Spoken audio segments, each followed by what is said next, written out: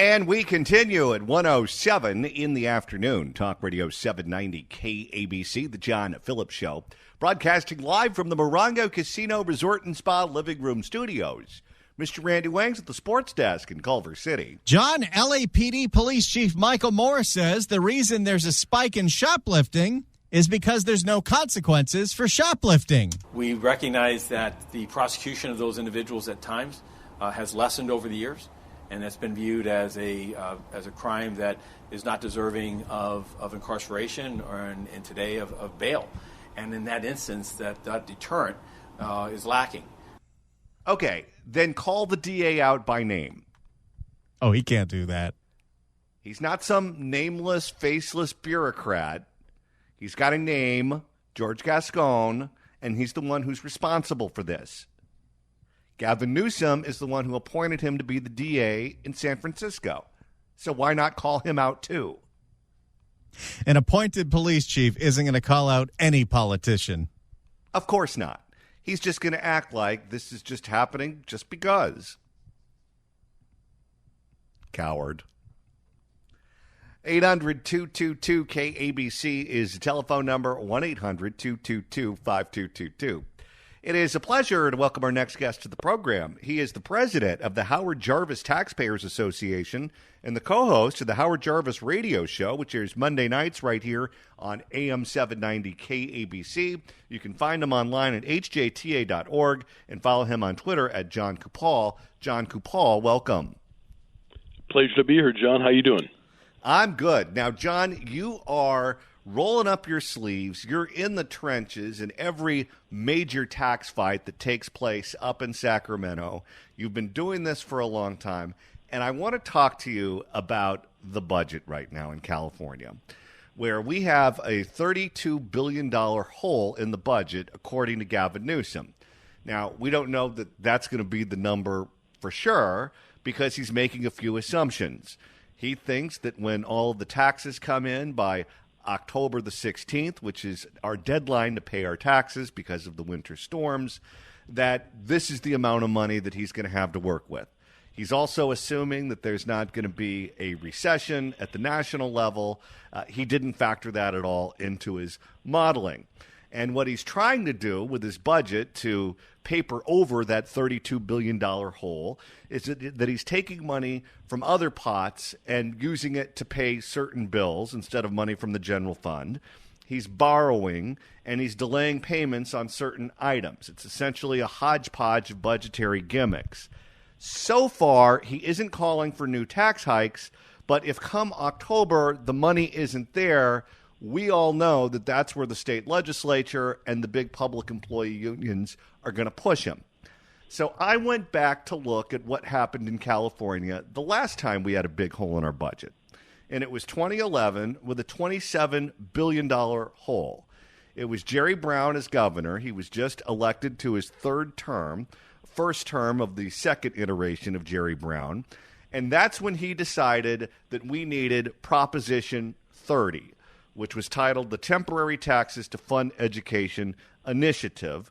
And that raised the personal income tax for 7 years on residents with an income over $250,000, and it increased the sales tax by 0.25% over 4 years. Now, what was interesting about that battle, John, when you go back and you read what Jerry Brown was saying as he barnstormed the state campaigning for Proposition 30, is it was all about education. That was the proverbial gun that he put to our head. If you don't vote for this, you're going to lose out on 3 weeks of instruction. Say goodbye to after-school programs. Say goodbye to art programs and music programs. All of those are going to get cut.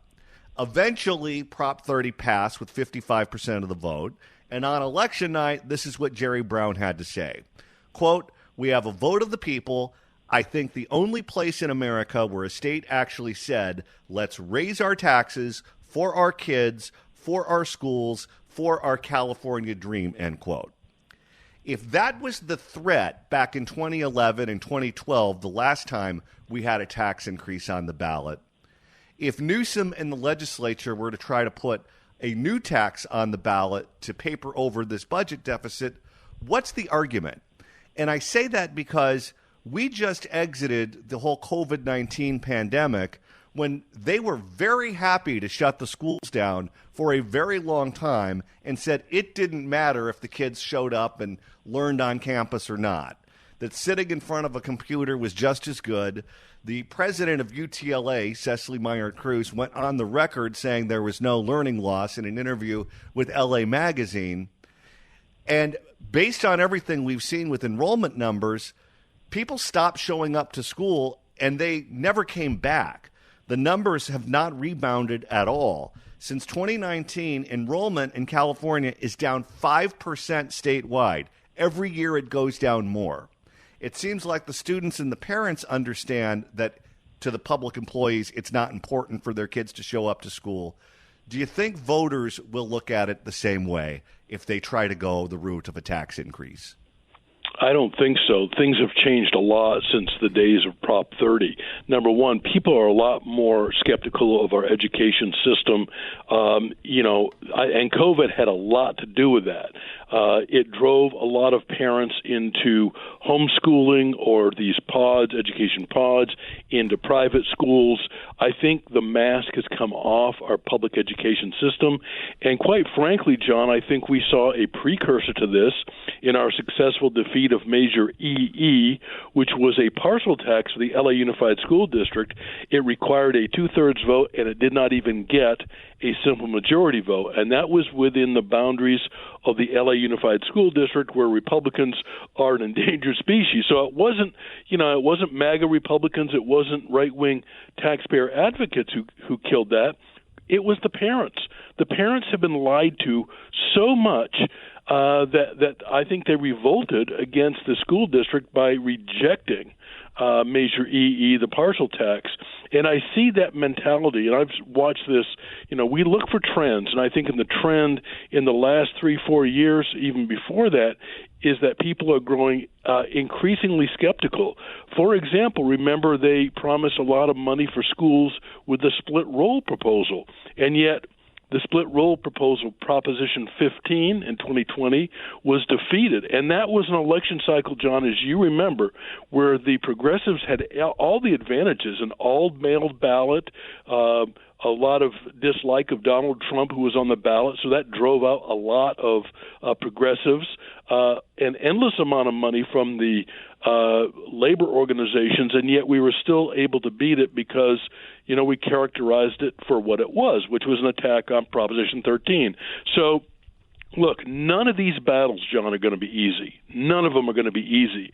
But I believe if we make compelling arguments that Californians are overtaxed, and Exhibit A is the number of people who have moved out. And by the way, if you looked at some of the statistics, the amount of adjusted gross income of the money earned by people who have moved out of state exceeds $2 billion. That's $2 billion of AGI that California can't tax because it's now being generated in states that used to have Californians in it. So I think even Newsom's got a thin skin about the arguments of people and businesses moving out, and the data is there. This is not, again, some pie-in-the-sky conspiracy, or Jerry Brown called me a declinist. Well, I responded, I'd rather be a declinist than delusional about what's going on in California. Seriously. I mean, if you're a high-wealth individual and you have a chance to avoid California's highest in the nation, 13.3%, by moving to Nevada or Texas or Florida or any one of 10 states that charges no income tax, that's an easy economic decision to make. So anyway, I'm hoping that people realize and they pay attention to what is happening to the state. If we educate the people, and by listening to your program and joining the Howard Jarvis Taxpayers Association, we'll give them the information. We've got plenty of ammunition. And I think my hope is people are growing increasingly skeptical of the lies being told to us by the progressives. If they decide to go to the well and they decide to put another tax initiative on the ballot, do you think the proverbial gun will be schools again, or do you think they're too toxic and they will say something like, if you don't vote for this, climate change is going to kill the planet in the next 10 years? and make it something else that's more overtly ideological, where you can't look at test scores, or you can't look at enrollment, or you can't look at how long they were shut down during COVID. There's no empirical way that you can say this is a complete waste of money.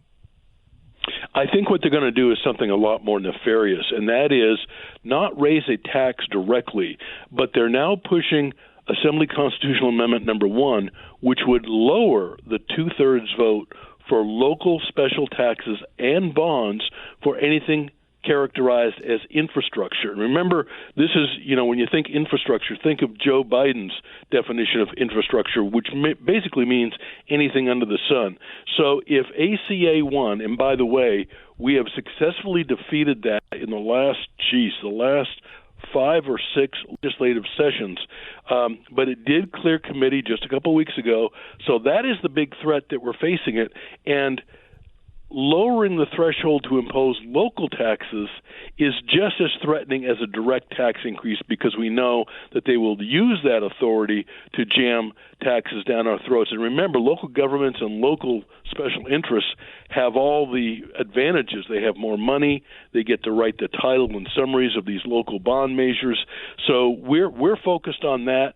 At the same time, John, we're going on offense by qualifying the Taxpayer Protection and Government Accountability Act, which is already qualified for the 2024 ballot. We're going to go on offense to close the loopholes that the courts and the legislature have punched in Proposition 13. We're talking to Jon Coupal, who's the president of the Howard Jarvis Taxpayers Association. You can get him online at hjta.org. I want to go back to something that you said earlier. You talked about Gavin Newsom having a very thin skin when the subject comes up of high-earning, high-wealth individuals leaving California and taking their tax dollars with them. If Prop 13 were to be under attack again, we know that many in the legislature want Prop 13 to go away, and every so often they try to chip away at it one way or another. If Prop 13 were to go away, a lot of retirees, a lot of people who have spent their entire life in California would no longer be able to afford to live here. We've seen the cost of living go up. We've seen how expensive it is to keep our homes insured. We've seen how much the cost of food and other items have increased here in California. Many of them would simply be priced out of the market. You would see a mass exodus of people who don't want to leave because this is where their grandkids are. This is where the home is that they've lived in for a very long time. They don't want to go, but they would be forced out.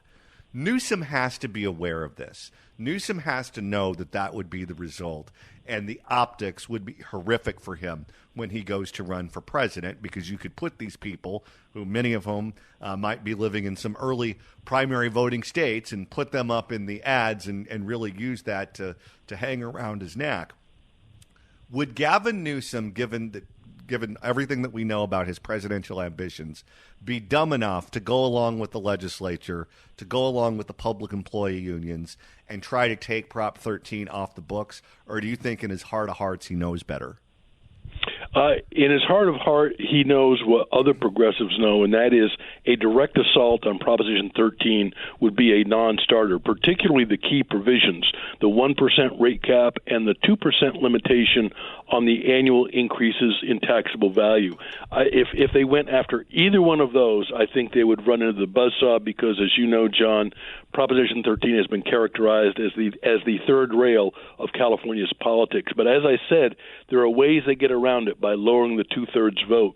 And I do think your point about if they went after Prop 13, that stampede of people exiting California would become overwhelming, because you're right. If people's houses, say, for example, we lost that provision of Prop 13 that limited the annual 2% limit on increases in taxable value, all of a sudden your house, the taxable value has now tripled, which means your property taxes triple.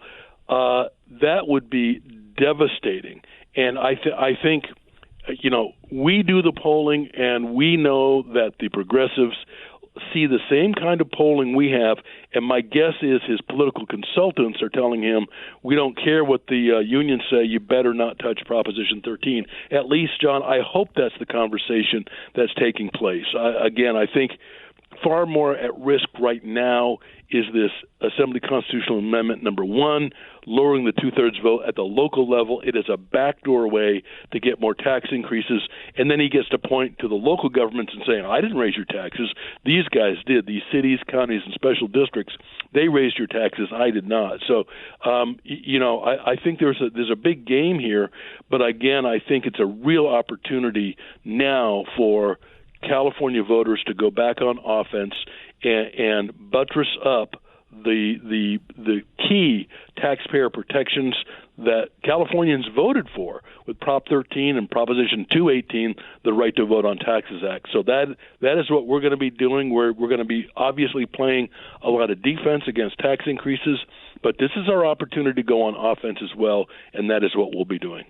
I'll tell you this, too. There's an opportunity that exists for those of us who see the tax situation in California as people like you and I do. And that is, we can use Gavin Newsom's ambition against all of the special interests in California that want to eliminate Prop 13 and raise our taxes. And I say that because if now that he's turned out as governor of California and he never has to face California voters ever again, he doesn't care about the California Teachers Association the way he used to. He doesn't care about the California Nurses Association the way he used to. He cares about what Jim Clyburn's thinking and what Jim Clyburn is doing and what people in South Carolina and Georgia and Michigan and all of those states that are going to vote early in the Democratic primary process, that's where his attention is right now. And so the pull and the power that all of these entities used to have in California, they no longer have it. I'm not exactly sure he'll even take their calls at this point unless he absolutely has to, because what they want to talk to him about is not particularly relevant to him and his ambition. I think that's right. And remember that when they were floating the idea of the wealth tax, he shot that down pretty quickly because I think he realized that taxing people on unrealized wealth it would be a political disaster. Number one, it's just stupid tax policy and probably unconstitutional on top of everything else. But I think one of the reasons he came right out of the box and shot down that idea, I think, is a testament to the pull that his political consultants are telling him. But also this budget reflects that as much as well, John. If you referred to the budget of $310 billion, and it's been papered over by gimmicks. I think the reason he's trying to deflect, he's trying to kick the can down the road in the event that an opening comes up for him to run for president. Everybody's obviously looking at Joe Biden, and then they look at, okay, who's number two? Oh, number two is Kamala Harris. That's a non-starter from the Democrats' position. I don't believe the Democrats will do anything smart to put forward a candidate that is other than super progressive. So I think they're pretty nervous. I mean, they complain about the infighting on the Republican side, but I think the Democrats have a bigger problem. And whether or not Gavin Newsom is their savior, I have my doubts. I really have my doubts. Jon Coupal, president of the Howard Jarvis Taxpayers Association and co-host of the Howard Jarvis Radio Show, which airs Monday nights right here on AM 790 KABC. You can find him online at hjta.org and follow him on Twitter at Jon Coupal. Jon Coupal, thanks so much for stopping by. Always a pleasure. You bet, John. Take care. If you want to email the show, you can do so at johnnydon'tlikeshow@gmail.com. That's johnnydon'tlikeshow@gmail.com. And if you want to send a link to the podcast of our interview with Jon Coupal, who talked about all of the current threats facing Proposition 13, Randy, that's easy to do. That's right. You just go to KBC.com, click on podcast, go to the Apple Podcast app, iHeart, Spotify, search for The John Phillips Show, hit subscribe, and you download all the episodes as soon as I post them. So around 2 o'clock, you'll get a notification on your phone that the Jon Coupal interview is ready to go, and you can share it so your friends can hear insightful wisdom from Jon Coupal like this. I think the mask has come off our public education system, and quite frankly, John, I think we saw a precursor to this. It's Woo Wednesday. Ric Flair, where are you? It's Woo Wednesday. Yeah, baby. Woo, woo, woo, woo, woo. I've mentioned before that the fake doctor got caught with her hand in the cookie jar. No, thank you. And I'm not talking about the fake doctor being at concerts and sporting events and other public places where she was not wearing the mask. I'm talking about her in her office trying to get me kicked off the internet. Next slide. I can't get kicked off that internet. I use it for too many things. Yeah. Which is why when I found out that that's what they were trying to do, it was very alarming. We found out about this because there is a lawsuit that was filed against the LA County Department of Public Health for limiting your ability to speak to them, the people of Los Angeles County. They have a Twitter account, they have a Facebook account, Instagram, and when they were hearing negative remarks and a negative reaction to their policies that made absolutely no sense and were not grounded in science, instead of listening to you and making a better argument, or maybe taking your argument and paying attention to it and saying, well, maybe we're wrong on this one, they just limited your ability to speak to them, including responding to their tweets, their Facebook posts, and their Instagram posts. In fact, it was about a year ago this week that it happened. That's right. We also found out that they were secretly going through Congressman Adam Schiff's office to the highest offices at Twitter, trying to get individuals kicked off. The only individual I'm aware of that they went after by name was yours truly. They said I was spreading misinformation by calling the fake doctor a fake doctor. Yeah. They said that by doing that, I was taking away her credibility. And by taking away her credibility, I'm taking away credibility from science. The evidence is like crystal clear on that. So any criticism of Barbara Ferrer, of her policies or credentials, was deemed to be out of bounds by her office. So her communications guy, Brett, who's the one that she's always barking at to go to the next slide. Next slide. Had to testify under oath about all of his actions. And Randy, we now have the tape. That's right. The sound has come up, and I got lucky because I was given 4.5 hours of a deposition, and the thing I was looking for was very specific, and it only took about an hour of digging, and I did get to it. But this is the part of the deposition about 3 hours in where Julie Hamill, you've heard on this show, is deposing Brett Morrow, the media guy for the LA County Department of Public Health, and Johnny's name comes up. Are you ready? Next slide. So going to page 3 of this exhibit, at the bottom, on July 26th at 2:54, you say, "Thank you so much." Hey, it's July 26th today. This is exactly a year ago. Oh, how about that? A few other items have come up that require urgent action. There is a lot of misinformation going around LA County and upcoming mask requirements. Opponents are spreading the following information. Dr. Barbara Ferrer is a fake doctor.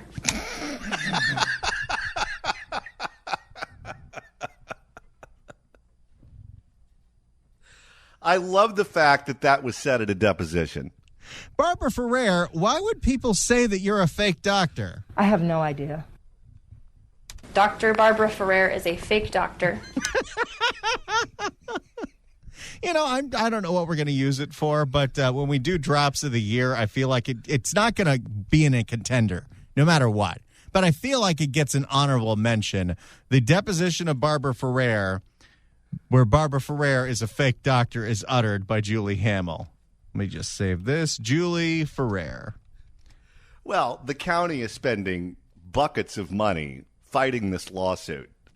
And you know, when they were prepping for this deposition, they had to come up with a game plan of what to do when the fake doctor remark was uttered. Dr. Barbara Ferrer is a fake doctor. LA County is lying about hospitalization numbers.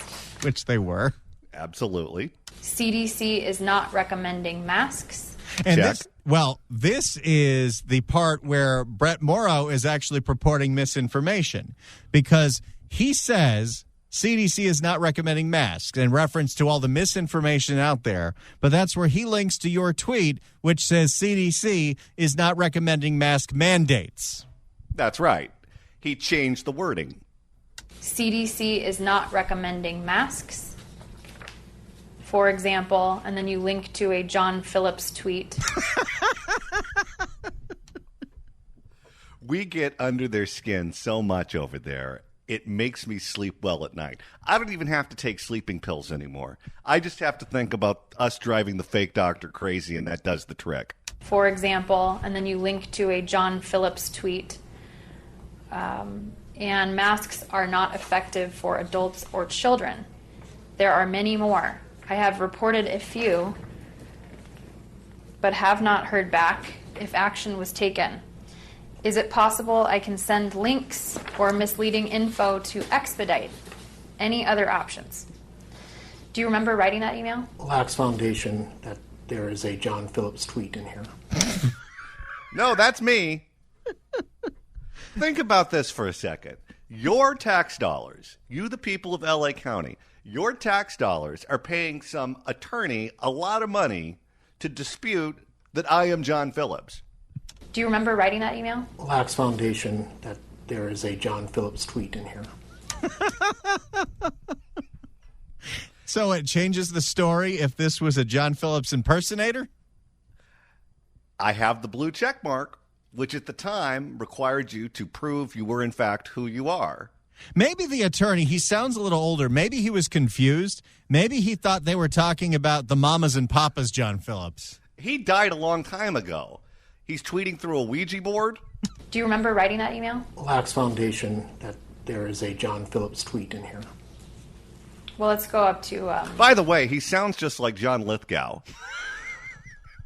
There is a Jon Phillips tweet in here. Well, let's go up to the first bullet point on page 4. CDC is not recommending masks.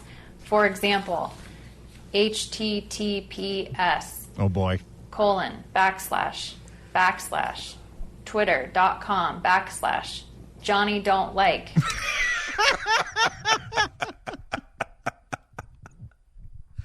That's me. Johnny don't like. Do you know that Twitter account? First of all, mischaracterizes those are full. Wait, I feel like I'm going to use this for something in a little bit. It's going to be real stupid, but I need it. Do you know that Twitter account? First of all, mischaracterizes those are forward slashes, not backslashes. That's the thing you're disputing? God. What an a-hole. Well, the guy's probably got to say something every few seconds, or it doesn't seem like he's earning his $500 an hour. We deserve our tax money back. Do you know that Twitter account? First of all, mischaracterizes those are forward slashes, not backslashes, and it doesn't say Phillips, just Johnny don't like. It does say Jon Phillips on there, dummy. Look at Twitter. Look at my handle. Look at my page. It gives my biography. It says that I'm a columnist at the LA Daily News and the OC Register. It says I do a radio show on KABC. Are you not familiar with the box with the buttons either? And it doesn't say Phillips, just Johnny don't like. Idiot. Are you Lacks familiar foundation. Are you familiar with the Johnny don't like Twitter account? I am, yes. Do you know who it belongs to? Jon Phillips. That's Oh, Brett. they know who we are, trust me. Are you familiar with the Johnny don't like Twitter account? I am, yes. Do you know who it belongs to? Jon Phillips. And who's Jon Phillips? I believe he's a radio broadcaster. You're on to something, Brett. He's doing his best Ferrer impression because he sounds like he's passing away while he's talking. And who's Jon Phillips? I believe he's a radio broadcaster. And what are Jon Phillips' political leanings? Oh, Objection calls for speculation. I don't know. I don't listen to him. He was able to quote me chapter and verse, but he's never heard the radio show. He's a Rogan and Rodney fan. You don't listen to Jon Phillips, I do. Asked and answered. but you do know about his Twitter account. I do, yes. Why? I believe he's tweeted at me several times. Do you follow Jon? I don't think I do. There you have it, everybody.